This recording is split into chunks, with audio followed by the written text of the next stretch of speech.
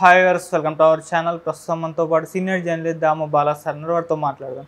నమస్కారం సార్. నమస్తే సార్, నిన్న జానీ మాస్టర్ ఇష్యూకి సంబంధించి నాగబాబు గారు రెస్పాండ్ అయ్యారు సార్. ఆయన ఒక ట్వీట్ చేశారు. అయితే ఆ ట్వీట్ జానీ మాస్టర్ కాస్త మద్దతు తెలిపే విధంగానైతే ఉంది. సో ఎందుకు మద్దతు తెలుపుతున్నారు అంటే జనసేన పార్టీ నుంచి కానివ్వండి, నాగబాబు గారు కానీ ఈ ఇష్యూని ఏ విధంగా చూస్తున్నారు? మరో వైపేమో నాగబాబు గారి ట్వీట్ కేవలం అల్లు అర్జున్ గారికి కౌంటర్ ఇవ్వడానికి మాత్రమే చేసినట్టుగా ఉంది అని కూడా అంటున్నారు. ఎందుకంటే ఆయన అమ్మాయికి మద్దతు ఇచ్చారు, ఈయన జానీ మాస్టర్కి మద్దతు ఇస్తున్నట్టుగా. ఎంటైర్గా చూసుకుంటే నాగబాబు గారి ట్వీట్ పైన మీ ఒపీనియన్ ఏంటి సార్? అసలు కేసు ఏంటి? జానీ మాస్టర్ అనే ఒక కొరియోగ్రాఫర్ దగ్గర అసిస్టెంట్ కొరియోగ్రాఫర్గా 2019 నుంచి పనిచేస్తున్న 21 ఏళ్ల అమ్మాయి. జానీ మాస్టర్ నన్ను 2019లో నుంచి చేశాడు. అప్పటి నుంచి లైంగికంగా నా మీద అత్యాచారాలు చేస్తున్నాడు, నన్ను భయపెట్టాడు. సో నా తల్లిదండ్రులను చంపేస్తున్నాడు, ఇండస్ట్రీలో లేకుండా చేస్తున్నాడు, అందువల్ల నేను సరెండర్ అయ్యాను. బట్ అప్పటి నుంచి ఆయన భార్య నన్ను వేధింపులకు గురి చేస్తున్నారు, కొట్టారు, తిట్టారు. ఇలాగా ఆమె కేసు పెట్టింది. దానికి సంబంధించి ముందు రాయదుర్గం పోలీస్ స్టేషన్లో 0 ఎఫ్ఐఆర్ నమోదు చేశారు. దాని తర్వాత నార్సింగ్కి పోలీస్ స్టేషన్కి ట్రాన్స్ఫర్ చేశారు. నార్సింగ్ పోలీసులు రెగ్యులర్ ఎఫ్ఐఆర్ నమోదు చేశారు. 376 రేపు, 506 క్రిమినల్ ఇంటిమిడేషన్, 323(2) హర్ట్, తర్వాత పోష్ అంటే prevention of sexual harassment in work place, POCSO protection of children from sexual offences. ఈ సెక్షన్ల కింద కేసు పెట్టారు. ఇది గతంలో అంటే బిఎన్ఎస్ చట్టం రాకముందు జరిగింది కాబట్టి వీళ్ళ ఉద్దేశంలో అది పాత చట్టాలు వర్తిస్తుందని ఐపీసీ కిందనే పెట్టారు. సో ఇది ఏమైందంటే జానీ మాస్టరు జనసేన సభ్యుడు, పవన్ కళ్యాణ్కి సపోర్టుగా క్యాంపెయిన్లు కూడా చేశాడు. తర్వాత కొంత చారిటీ వర్క్ కూడా జనసేన తరపున చేశాడు. కాబట్టి ఇది పొలిటికల్ టర్న్ తీసుకునింది. దీని వెనక అంటే ఈ అమ్మాయి పోలీసులకి కంప్లైంట్ చేయకముందు 2 వారాలకు ముందే ఛాంబర్కి కంప్లైంట్ చేసింది. ఛాంబర్కి కంప్లైంట్ చేసినప్పుడు ఛాంబర్ వాళ్ళు ఇద్దరి వాంగ్మూలాల్ని తీసుకున్నారు. జానీ మాస్టర్ని కూడా అడిగారు. అంటే జానీ మాస్టర్కి ముందే ఐడియా ఉంది ఈ అమ్మాయి నా మీద కంప్లైంట్ చేసింది అనేది జానీ మాస్టర్కి తెలుసు. జానీ మాస్టర్కి వివాదాలు కూడా కొత్తగా, గతంలో కూడా సతీష్ అనే ఒక యువకుడు, అతను కూడా కొరియోగ్రఫర్ అనుకుంటా, అతని మీద కేసు పెట్టాడు. ఒక 6 నెలలు జైలు శిక్ష కూడా జానీ మాస్టర్కి పడింది. ఎందుకంటే ఇవన్నీ కామన్, ఇండస్ట్రీలో వివాదాలు ఉంటాయి. సో ఈ కాంటెక్స్లో జానీ మాస్టర్కి ఆల్రెడీ ఐడియా ఉంది ఈ పెడుతుంది. అంటే ఇండస్ట్రీలో కూడా తెలిసిపోయింది, 2 వారాల ముందే తెలిసిపోయింది. దాంతో అల్లు అర్జున్ రంగంలోకి దిగి అల్లు అర్జున్ తన మేనేజర్ను పంపించి ఈ అమ్మాయికి సపోర్ట్ చేసి ఈ అమ్మాయి ద్వారా పోలీస్ కేసు పెట్టించారనేది ఒక వార్త. అది నిజమా కాదా తెలియదు మనకి. ఎందుకంటే ఝాన్సీ కూడా ఏం చెప్పిందంటే ఒక బిగ్ హీరో తన మేనేజర్ని పంపించి అమ్మాయికి సపోర్ట్ చేశాడని ఆమె చెప్పింది. ఆ తర్వాత అల్లు అర్జున్ టీం నుంచి ఒక మెసేజ్ వచ్చింది. అదేంటంటే మేము ఈ అమ్మాయికి సపోర్ట్ చేస్తున్నాం, నా సినిమాలు అన్నిట్లో ఈ అమ్మాయికి ఛాన్స్ ఇస్తాను, అట్లాగే మా బ్యానర్ గీతా ఆర్ట్స్ బ్యానర్లో కూడా ఇస్తామని చెప్పారు. ఎందుకు అల్లు అర్జున్ సడన్గా ఇంత ప్రేమ పుట్టుకొచ్చింది, ఇంత పాపం ఆయనకి బాధితురాల మీద ప్రేమ పుట్టుకొచ్చింది? నిజంగా అల్లు అర్జున్ చరిత్ర పరిశీలిస్తే అల్లు అర్జున్ సొంత సినిమాలో పుష్పలో తన సహనటుడైన కేశవ్ ఒక అమ్మాయి ఆత్మహత్య చేసుకోవడానికి అతనే కారణం. అతను ఆ అమ్మాయి ఫోటోలను చూపించి బెదిరిస్తే అమ్మాయి ఆత్మహత్య చేసుకుంది. అతను అరెస్ట్ చేశారు. ఆ కేసులో అల్లు అర్జున్ ఎలా ప్రవర్తించాడు? ఆ అమ్మాయికి సపోర్ట్ చేయలేదు, ఆ ఫ్యామిలీకి సపోర్ట్ చేయలేదు. చేయకపోగా ఎవరికి తెలియకుండా ఇతనికి సీక్రెట్గా బెయిల్ ఇప్పించి తను షూటింగ్కి తీసుకెళ్ళాడు పుష్ప 2కి.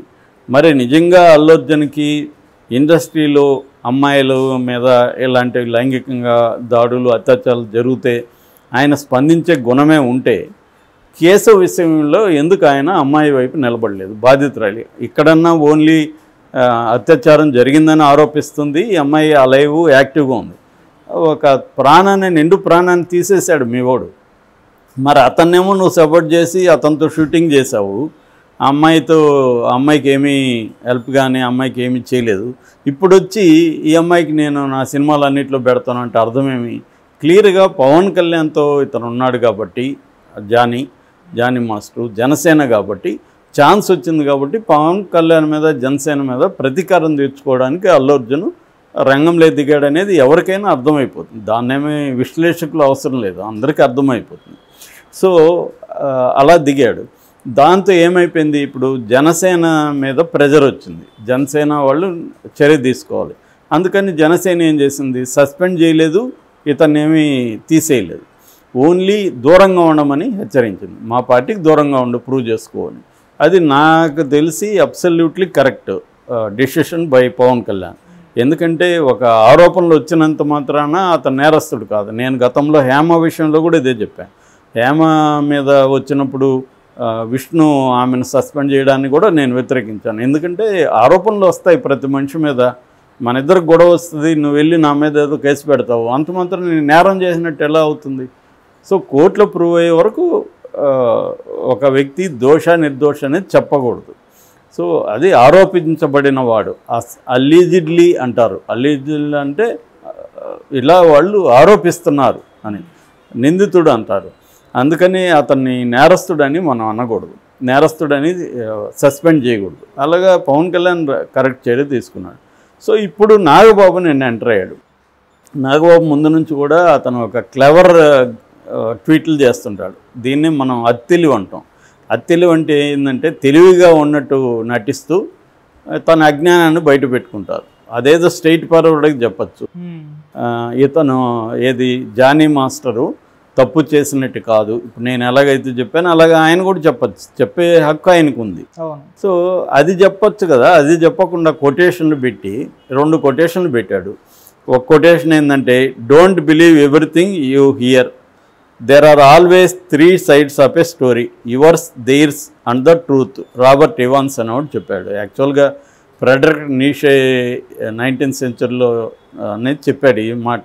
ఏంటంటే ఫ్యాక్ట్ అనేది ఏముండదు, ఇంటర్ప్రిటేషన్ ఆఫ్ ఫ్యాక్ట్ ఉంటుంది, అలాగే సత్యం అనే ట్రూత్ అనేది ఉండదు, నా వెర్షను నీ వెర్షను ద అదర్ వెర్షన్ ఉంటుంది తప్ప సత్యం అనేది ఏమీ లేదనేది కూడా నీషే కొటేషన్. దాన్నే ఇవాన్స్ వేరే రకంగా చెప్పాడు, దాన్ని ఇతను కోట్ చేశాడు.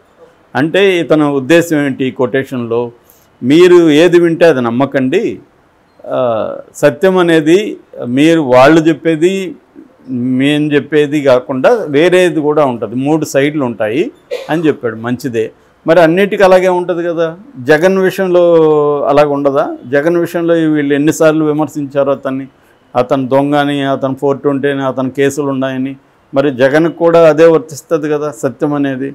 సో ఇక్కడ ఏంటంటే నాగబాబు చెప్పిన దాంట్లో ఏం తప్పు లేదు, నాగబాబు చెప్పిన కొటేషన్లో కూడా తప్పు లేదు, కరెక్టే. అది సత్యం అనేది వేరే ఉంటుంది, ఎవరి అభిప్రాయాలు వాళ్ళు ఉంటాయి. కానీ తన విషయంకి వచ్చేసరికి మాత్రమే ఈ కొటేషన్ గుర్తొచ్చిందా, తను విమర్శించేటప్పుడు ఏమైంది అనేది ఇక్కడ ప్రశ్న. రెండవ quotation, no person can be considered guilty of a crime until he or she has been found guilty of that crime by the court of law, Sir William Garrow. ఇది అగైన్ నాగరిక ప్రజాస్వామ్య దేశాల్లో ఎక్కడైనా కూడా నేచురల్ జస్టిస్ ఉన్నప్పుడు, ఒక మనిషి మీద ఆరోపణలు వచ్చినప్పుడు ఆ మనిషి నేరం చేశాడని ఎవరు కూడా చెప్పకూడదు అంటిల్ కోర్టు ప్రూవ్ అవుతాయి. అది కూడా కోర్టు కూడా చిన్న కోర్టులో ప్రూవ్ అయినా కూడా గిల్టీ కాదు, మళ్ళీ పై కోర్టు రిలీజ్ చేయొచ్చు. సుప్రీంకోర్టు వరకు ఉంది ఇక్కడ, సుప్రీంకోర్టులో కూడా ప్రూవ్ అయితే అప్పుడు అతను గిల్టీ. సుప్రీంకోర్టులో ఒకసారి కేసు కొట్టేస్తూ ఉంటారు, అప్పుడు అతను గిల్టీ కాదు. సో ఇది కూడా కరెక్టే, 100% ఆయన చెప్పడం కరెక్టే. అట్లా ఇప్పుడు జానీ మాస్టర్ మీద ఆరోపణలు మాత్రం వచ్చాయి, అతను నేరం చేశాడా లేదనేది మనం చెప్పొద్దు అనేది ఆయన చెప్పినట్టుగా మనం అర్థం చేసుకోవాలి. ఆయన తెలివిగా కొటేషన్ చెప్పినా ఆయన చెప్పదలుచుకున్న ఉద్దేశం ఏంది, జానీ మాస్టర్ మీద ఆరోపణలు మీరు నమ్మకండి, ఎందుకంటే సత్యం అనేది వేరే ఉంటుంది, అభిప్రాయాలు వేరే ఉంటాయి, స్టోరీకి అనేక వెర్షన్లు 3 వెర్షన్లు ఉంటాయి, కాబట్టి మీరు నమ్మకండి అనేది ఒకటి. రెండోది, జానీ మాస్టర్ నేరస్తుడు కాదు, అతను ముద్దాయి మాత్రమే, ఆరోపించబడిన వ్యక్తి మాత్రమే అని కూడా అతను చెప్పినట్టుగా మనం క్లియర్గా అర్థమవుతుంది. సో ఈ విధంగా ఏంటంటే జానీ మాస్టర్ని సపోర్ట్ చేస్తున్నట్టుగానే అర్థమవుతుంది. తప్పులేదు, ఆయన చెప్పిన దాంట్లో తప్పులేదు. ప్రాబ్లం ఏమొస్తుందంటే ఈయన మరి ఇదే సూత్రాన్ని, ఇప్పుడు జగన్ మీద ఏదైనా కేసులు ప్రూవ్ అయ్యి ఆయన కన్విక్టెడ్ అయినాడా? లేదు కదా. మరి జగన్ మీద ఇతను వీళ్ళ తమ్ముడు మాట్లాడితే అతను ఆర్థిక నేరస్తుడని ఎందుకు మాట్లాడతారు? ఆర్థిక నేరస్తుడని మాట్లాడడం తప్పు కదా. మరి ఇదే కొటేషన్ నాగబాబుకి అప్లై కదా. నాగబాబు వేరే వాళ్ళ గురించి మాట్లాడినప్పుడు నాగబాబు ఈ కొటేషన్ తెలియదు ఆయనకి. అప్పుడే కళ్ళు చెవులు అన్నీ మూసుకున్నాడా, ఓన్లీ నోరు మాత్రమే తెరిచాడా? సో ఇది ప్రాబ్లం వీళ్ళల్లో. నాగబాబులో ప్రాబ్లం ఏంటంటే నీతులు తను మాత్రమే చెప్తాడు, తనకు మాత్రమే వర్తిస్తాయి. తను వేరే వాళ్ళని విమర్శించినప్పుడు ఆ నీతులు అతనికి గుర్తుండవు, వర్తించవు. అప్పుడేమో అక్కడ రాజకీయాలు ఉంటాయి. కాబట్టి ఇది ఏంటంటే ప్రజలు గొర్రెలు కాదు, నీ కొటేషన్లో వినేసి పొలవమని నిన్ను నమ్మేసే బ్యాచ్ కాదు ఇక్కడ. వాళ్ళకు కూడా నువ్వు ఎప్పుడు ఏ కొటేషన్లు ఇస్తున్నావు, ఎప్పుడు ఏం చెప్తున్నావు అని గమనిస్తుంటారు. కాబట్టి నాగబాబు ఇట్లాంటి అతెలివి చేష్టల వల్ల ఆయనకు ఒరిగేది కూడా ఏం లేదు. తన అజ్ఞానాన్ని అతి తెలివి ద్వారా బయట పెట్టుకోవడం